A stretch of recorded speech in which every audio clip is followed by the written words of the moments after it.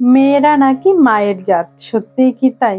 যদি তাই হতো তাহলে রাস্তাঘাটে, স্কুলে, অফিসে, আদালতে, হাসপাতালে মেয়েদের কি এত হেনস্থা, অপমান, অসম্মান হতে হতো? আমরা মেয়েরা কি সত্যিই ভুল করেছি? জন্ম নেওয়াটা কি আমাদের অপরাধ? আমাদের দেশ কোথায় উন্নতির শীর্ষে পৌঁছে গেছে, আর আমাদের মেয়েদের জায়গা সেই পুরনো অবস্থাতেই রয়ে গেছে।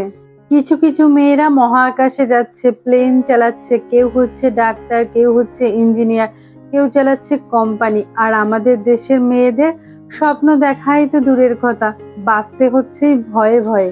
আমরা কি নিঃশ্বাসটুকুও ভালোভাবে নিতে পারবো না?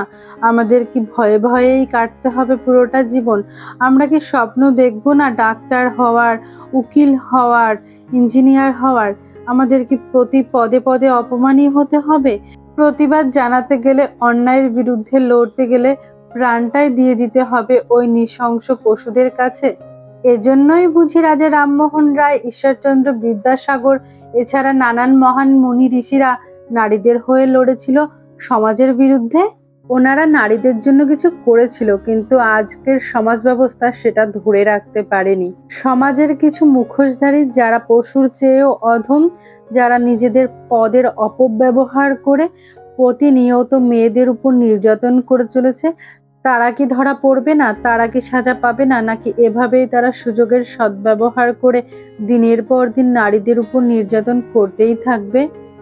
এই প্রশ্নটা আমার পুরো সমাজ ব্যবস্থার কাছে, সরকারের কাছে। আছে কি এর উত্তর আপনাদের কাছে? ভাবুন তো, একটু ভেবে বলুন তো।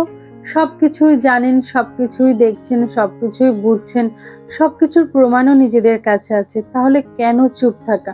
সবকিছুর জন্যই কি নিজের মনুষ্যত্ব বেঁচে খেয়েছেন?